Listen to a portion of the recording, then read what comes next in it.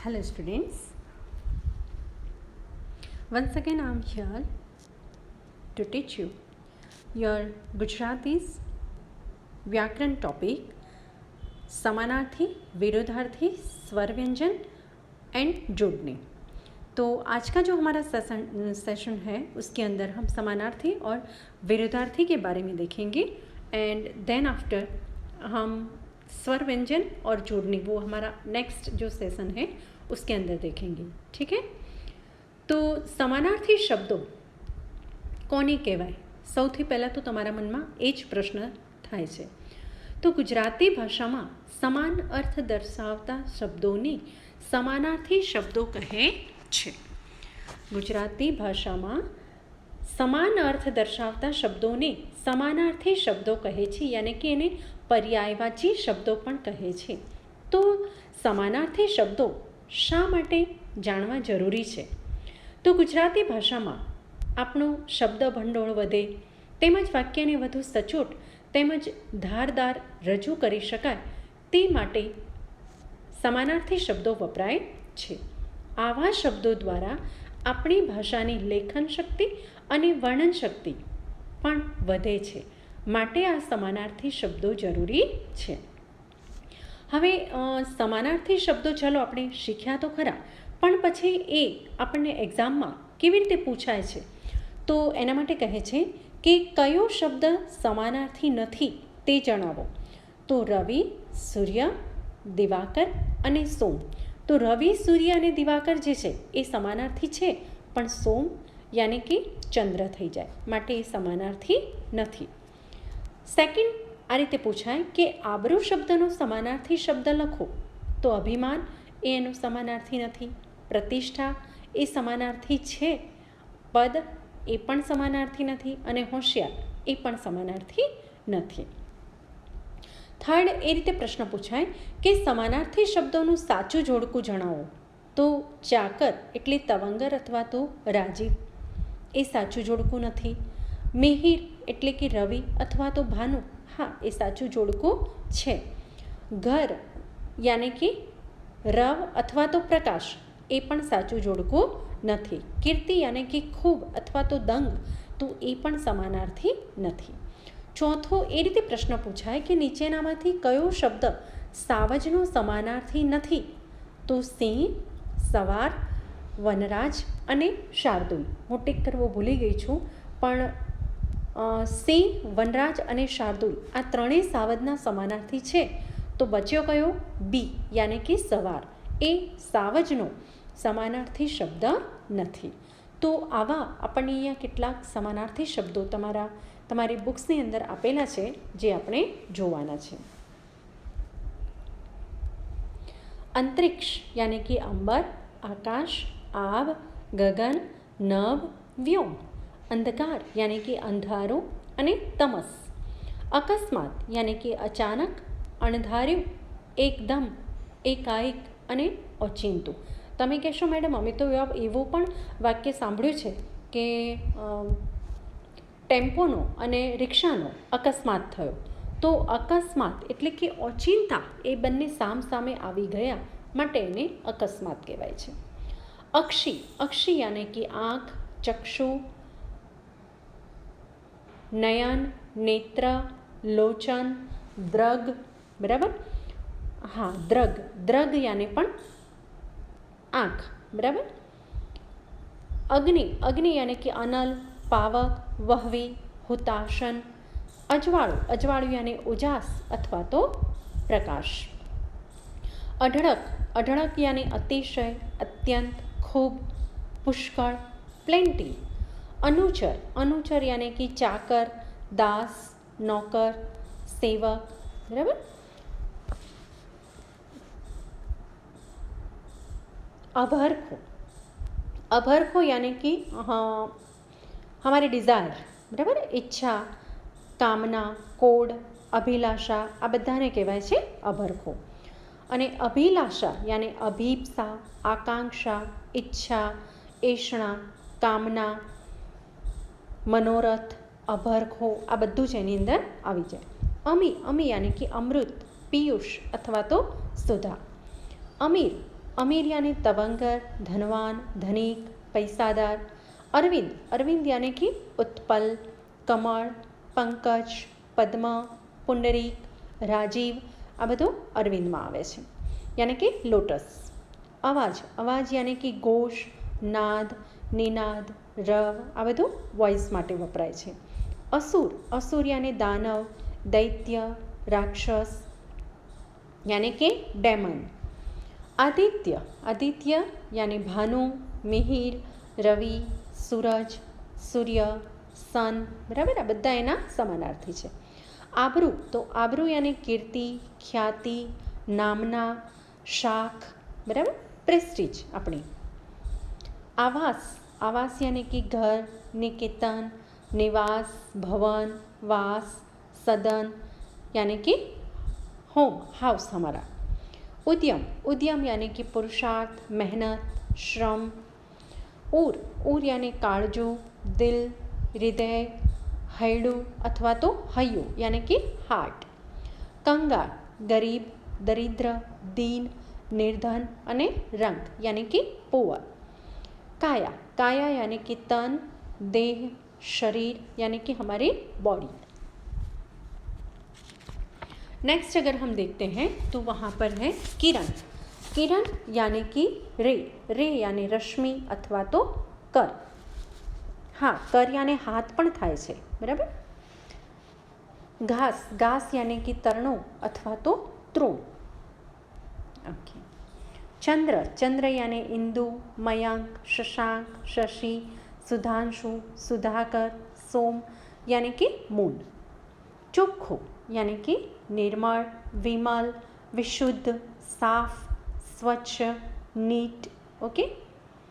जंगल, जंगल यानी कि फॉरेस्ट, तो એને કહેવાય છે અરण्य, કાનન, રાન, वन, बराबर। जननी, जननी यानी कि मदर, मदर को कहते हैं माँ, माता। फिर जवनिका, जवनिका यानी कि પડદો अथवा तो चक, कटिंग, बराबर। तमाम यानी कि बद्धू, संपूर्ण, सर्व। दरियो, दरियो यानी कि अवधि, ओदधि, जलधि, वारी, वारिधि, समुद्र, सागर, यानी कि सी। दान, दान यानी सखावत, खैरात, भेंट, बख्शीस, बराबर, गिफ्ट। देव, देव यानी कि डेटी, बराबर, तो देवता अथवा तो सूर। धरती, धरती यानी कि अवनी, धरा, धरित्री, पृथ्वी, वसुंधरा, वसुधा, भूमि, भौम या फिर भोय, यानी कि अर्थ। पंखी, पंखी यानी कि बर्ड, तो गुजराती में एना पर्यायवाची शब्दों छे खग, खेचर, पक्षी, विहंग, विहग, ओके, एटसेट्रा। पत्थर, पत्थर यानी स्टोन, तो एने कहेवाय छे पहाड़ अथवा तो पाषाण। पहाड़ यानी माउंटेन, तो अद्री, गिरी, नग, पर्वत अने शैल। पाणी, पाणी अने वॉटर, तो वॉटर ने गुजराती शब्दों समानार्थी शब्दों छे उदक, जल, तोय, नीर, वारी अने सलेल। फूल यानी कि फ्लावर, फ्लावर माटे छे कुसुम, पुष्प अने सुमन। मबलक यानी कि प्लेंटी ऑफ। अतिशय, अत्यंत, खूब अथवा तो पुष्कळ। रात यानी कि नाइट, नाइट माटे पर्याय शब्दों छे निशा, यामिनी, रजनी, रात्रि, विभावरी अने शर्वरी। आमांथी घणा बधा नाम આપણા મનુષ્યોના નામ પણ હોય છે। ધારો કે કોઈ બહેનનું નામ વિભાવરી હોય, શર્વરી હોય, રજની હોય, યામિની હોય, નિશા હોય, તો આ બધા સ્ત્રી લેડીઝના નામ છે। લોહી, લોહી અને બ્લડ, બ્લડ માના રક્ત, રુધિર અને શોણિત, શોણિત વર્ણો આપણે કહીએ છીએ ને, શોણિત વર્ણો એટલે કે લાલ રંગનો, કેમ કે લોહી જે છે એ લાલ રંગનું હોય છે। વૃક્ષ યાની કે ટ્રી, તો એના માટે શબ્દ છે ઝાડ, તરુ, દ્રુમ અને પાદપ। પાદપ શબ્દ છે સંસ્કૃત શબ્દ પણ છે। સુગંધ यानी कि फ्रेग्रन्स, तो खुशबू, परिमल, फोरम, महक अने सौरभ। सूर्य, तो आदित्य, दिनकर, भानु, भास्कर, रवि, સવિતા, મિહિર, આ બધા સૂર્યના પર્યાયવાચી શબ્દ છે, સનના. બીજું છે એક સોનું, સોનું યાની કે ગોલ્ડ, તો એના માટે પર્યાયવાચી શબ્દો છે, સમાનાર્થી શબ્દો છે કનક, કાંચન, સુવર્ણ અને હેમ. તો આ થયા આપણા સમાનાર્થી શબ્દો. અને સમાનાર્થી શબ્દો માટે તમારા ગુજરાતીમાં પણ આવા એક વાક્યો આગળ આપેલા છે તમારી બુકમાં કે આફ્રિકાના એક મુલકમાં ગુજરાતી ભાષાને ટકાવવા એક પ્રયોગ કર્યો છે.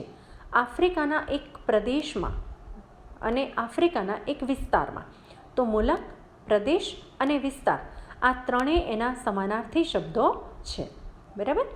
તો એમ અલગ અલગ તરીકે વાક્યો બોલવા હોય અથવા બનાવવા હોય કે જેથી કરીને આપણું વાક્ય વધારે સચોટ લાગે, સામેના વ્યક્તિને વધારે ઇફેક્ટિવ લાગે એટલા માટે, અથવા તો આકર્ષક લાગે એટલા માટે પણ આપણે સમાનાર્થી શબ્દો વાપરી અને આપણી ભાષાને વધારે ધારદાર અથવા તો વધારે અસરકારક બનાવીએ છીએ. તો અહીં આપણો સમાનાર્થીનો ટૉપિક અહીં પૂરો કરીએ છીએ. આ જ વ્યાકરણ ટૉપિકની અંદર યાની એકમ 1ની અંદર જ બીજો જે ટૉપિક છે એ છે વિરુદ્ધાર્થી શબ્દ. તો વિરુદ્ધાર્થી શબ્દ એટલે શું? ગુજરાતી ભાષામાં વિરુદ્ધ અર્થ દર્શાવતા શબ્દોને વિરુદ્ધાર્થી શબ્દો કહે છે, અથવા તો એને વિરોધી શબ્દ કહીએ છીએ, એકબીજાના કોન્ટ્રાસ્ટમાં. વિરુદ્ધાર્થી શબ્દો જાણવા એ શા માટે જરૂરી છે? તો એનું એવું કહેવાય છે કે ગુજરાતી ભાષામાં વિરુદ્ધાર્થી શબ્દોનો ઉચિત પ્રયોગ કરવાથી અભિવ્યક્તિ વધુ સચોટ અને ધારદાર બને છે. કોઈને દુઃખ ન થાય તે રીતે આપણે વાક્ય બનાવી શકીએ છીએ અથવા તો બોલી શકીએ છીએ. દાખલા તરીકે આપણે કોઈને કહેવું હોય કે મેહુલમાં તો સાવ બુદ્ધિ જ નથી, તો એને માઠું લાગે, ખોટું લાગે, કદાચ આપણી સાથે વાત કરતો પણ બંધ થઈ જાય. પણ હા, આપણે એને એવું કહી શકીએ કે મેહુલ ઓછી બુદ્ધિનો છે, અથવા મેહુલમાં ઓછી બુદ્ધિ છે, કે મેહુલ મંદ બુદ્ધિનો છે. તો એને ખોટું લાગે નહીં કે હા ભલે મારામાં થોડી ઓછી છે પણ બુદ્ધિ જ નથી એમ કહીએ તો વધારે માઠું લાગે. અને પ્રશ્ન કેવી રીતે પૂછાય? તો એના માટે આપણને કહ્યું છે કે કયો શબ્દ ચોરનો વિરુદ્ધાર્થી નથી? ચોરનો વિરુદ્ધાર્થી નથી. તો એ છે દુશ્મન, બી છે શાહુકાર અને સી છે શરીફ. તો શાહુકાર અને શરીફ એ બંને ચોરના વિરુદ્ધાર્થી છે, પણ દુશ્મન એ એનો વિરુદ્ધાર્થી નથી. મેં ત્યાં ટિક માર્ક પણ કરેલું છે. વિરોધી શબ્દનું સાચું જોડકું જણાવો. આદિ તો અંત, દોસ્ત તો મિત્ર, કીર્તિ તો યશ અને આભ તો ન. તો આદિ અને અંત, આદિની સામે જે અંત છે એનો વિરોધાર્થી છે. આદિ એટલે શરૂઆત અને અંત એટલે એની પૂર્ણાહુતિ. જ્યારે બાકીના ત્રણ બી, સી અને ડી છે એ એકબીજાના સમાનાર્થી શબ્દો છે. તો મેં એ આગળ ટિક માર્ક પણ કર્યું છે. નીચેનામાંથી કયો શબ્દ હરખનો વિરોધી છે? તો એમાં હું ભૂલી ગઈ છું ટિક માર્ક કરવાનું, પણ એકચ્યુઅલી હરખનો વિરોધી શબ્દ છે શોક. બરાબર. બાકીના જે છે એ યા તો એના સમાનાર્થી છે યા એની સાથે કોઈ એની નિસ્બત જ નથી. ધારો કે આનંદ તો એનો સમાનાર્થી છે, હર્ષ તો એ પણ એનો સમાનાર્થી છે, અને ઉજાસ જેને હરખ સાથે કોઈ નિસ્બત નથી. હવે તમારી બુકમાં વિરુદ્ધાર્થી માટે જે કંઈ આપ્યું છે એ આપણે અહીંયા જોઈશું. તો બુકમાં એવું આપ્યું છે વિરુદ્ધાર્થી માટે કે નીચેના વાક્યો વાંચો. તમે બુક સાથે રાખજો, કદાચ જો આમાં તમને સમજ ન પડે, બ્લર દેખાતું હોય તો. નીચેના વાક્યો વાંચો. આ એક એવી જગ્યા છે જ્યાં નાના મોટા, ગરીબ તવંગર સૌને આવવાનું હોય છે. નંદનંદનભાઈએ દુનિયાની લીલી અને સૂકી બંને જોઈ હતી. 3. એમણે જીવનમાં ટાઢ અને તાપ બંને વેઠ્યા હતા. હવે ઉપરના વાક્યો તમને વાંચ્યા, તમને ખ્યાલ આવ્યો કે વાક્ય 1માં તો સૌએ આ જગ્યાએ આવવાનું હોય એવું કહ્યું તો પણ અર્થ સમજાત. બરાબર હોય છે એવું કહ્યું હોત તો પણ અર્થ સમજાત. પણ અહીં નાના મોટા, ગરીબ તવંગર એમ ઉમેરીને અર્થને વધુ સચોટ રીતે રજૂ કરવામાં આવ્યો છે. આ સચોટતા આવી યોગ્ય રીતે પ્રયોજાયેલા વિરુદ્ધાર્થી શબ્દોને કારણે જ આવી છે. તમે બીજું અને ત્રીજું વાક્ય વાંચો. તો લીલી સૂકી અને ટાઢ તાપના વિરુદ્ધાર્થી દ્વારા જીવનના તમામ રંગો જોયા છે એવી અસરકારક રજૂઆત કરવામાં આવેલી છે. હવે એક નીચેનું વાક્ય છે એ પણ વાંચો કે હું ભલે ભણી નથી પણ મારા દીકરાને ભણાવીશ. હું ભલે ભણી નથી પણ મારા દીકરાને ભણાવીશ. આમાં શું કહેવા માગે છે? આ વાક્યના નકારને દૂર કરવો હોય આપણે કે હું ભલે ભણી નથી, એ નકાર છે. તો એ નકારને દૂર કરવો હોય તો નિષેધ વાચક વાક્યનું વિધેય વાક્યમાં રૂપાંતર કરવાનું હોય તો હું ભલે અભણ હોઉં. ભણી નથી એનો મતલબ શું થાય કે હું ભલે અભણ હોઉં. અહીં આપણું વાક્ય વિધેય વાક્ય બની જાય છે અને નિષેધ વાક્ય આપણે એને દૂર કરીએ છીએ. તો હું ભલે અભણ હોઉં પણ મારા દીકરાને ભણાવીશ. હવે બીજું એક વાક્ય વાંચો નીચે કે અત્યારે એ ગુજરાતી સમજે છે પણ અશુદ્ધ બોલે છે. અત્યારે એ ગુજરાતી સમજે છે પણ અશુદ્ધ બોલે છે. આ વિધેય વાક્યને જો આપણે નકારમાં ફેરવવું હોય તો પણ જે તે શબ્દનો વિરોધી શબ્દ આપણને જોઈશે. ધેટ મીન્સ અત્યારે એ ગુજરાતી સમજે છે પણ શુદ્ધ બોલતા નથી. એનો અર્થ એ જ થયો કે હાલ અશુદ્ધ બોલે છે. તમે જોયું કે વાક્યને વધુ સચોટ રીતે રજૂ કરવા વિધેયમાંથી નિષેધ કે નિષેધમાંથી વિધેયમાં ફેરવવા માટે યાને હકારમાંથી નકાર વાક્ય અને નકારમાંથી હકાર વાક્ય બનાવવા માટે પણ વિરોધાર્થી શબ્દનો પ્રયોગ એ ખૂબ જ ઉપયોગી નીવડે છે. આપણા ભાષા સામર્થ્યને વધારવા માટે વિરુદ્ધાર્થી શબ્દો જાણવા જોઈએ. ભાષા સામર્થ્ય એટલે કે ભાષા સમૃદ્ધિ એને વધારવા માટે આપણે વિરોધી શબ્દો સમાનાર્થીના જેમ જ જાણવા જરૂરી છે. આવા કેટલાક વિરુદ્ધાર્થી શબ્દો જે તમારા પાઠની અંદર આપેલા છે એવા આપણને આપણી બુકમાં આપેલા છે. ચાલો આપણે એકવાર એને જોઈ લઈશું.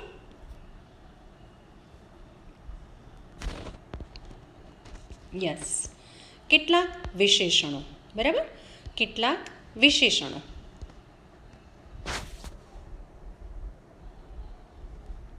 ઓકે, તો વિશેષણોમાં છે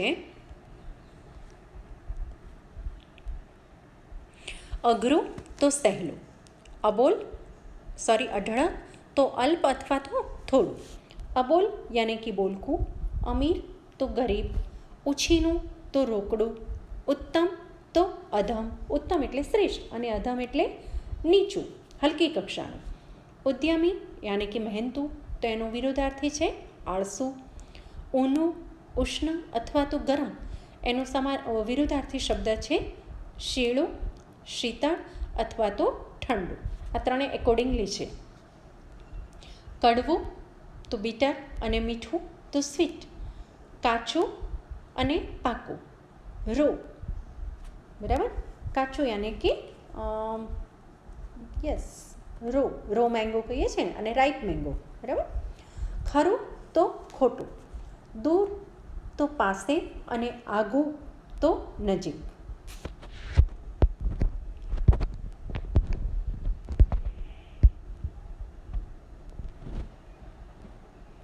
ઓકે, નાનું તો મોટું અને નિશ્ચિત તો અનિશ્ચિત, નૂતન યાને કે નવું, ન્યૂ, અને પ્રાચીન અથવા તો પુરાણ યાને કે ઓલ્ડ, પરિણીત તો અપરિણીત યાને કે મેરિડ અને અનમેરિડ, પહેલું તો છેલ્લું, ફર્સ્ટ અને લાસ્ટ, પારકું તો પોતાનું,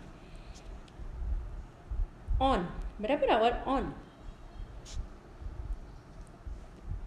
ભદ્ર તો અભદ્ર. હા, ગુડ મેનર અને બેડ મેનર. બરાબર, ભોળું અને કપટી, મંગલ તો અમંગલ, મંગલ એટલે સારી વસ્તુ અને અમંગલ એટલે ખરાબ, મજબૂત તો તકલાદી યાની કે સ્ટ્રોંગ,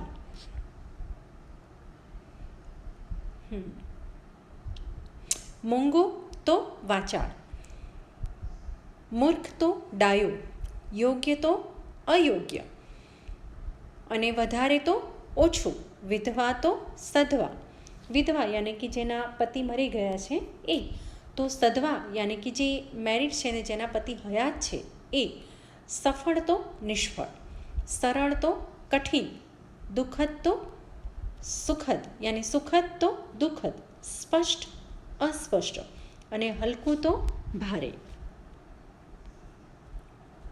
હવે કેટલીક વિરોધાર્થી સંજ્ઞા પણ આપણે જોઈ લઈએ.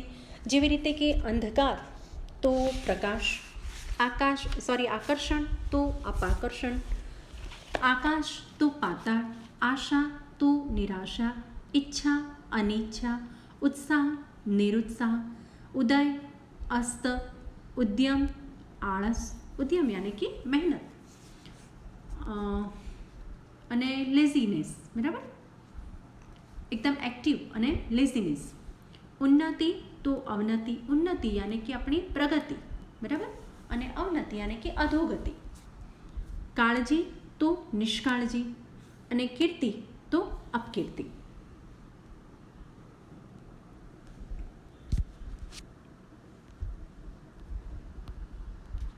ઓકે, એના પછી છે ખરીદ તો વેચાણ, ગમો તો અણગમો, જય પરાજય, દેવ તો દાનવ, ધ્યાન બેધ્યાન, નફો નુકસાન, પાપ પુણ્ય, પ્રગતિ અવગતિ અથવા અધોગતિ, ભરતી તો ઓટ, સમંદરની અંદર આવે ને જે ભરતી અને ઓટ, બરાબર, ભીતર તો બહાર, ભીતર યાની અંદર, મિલન તો વિરહ, રાગ દ્વેષ, ઈર્ષા, બરાબર,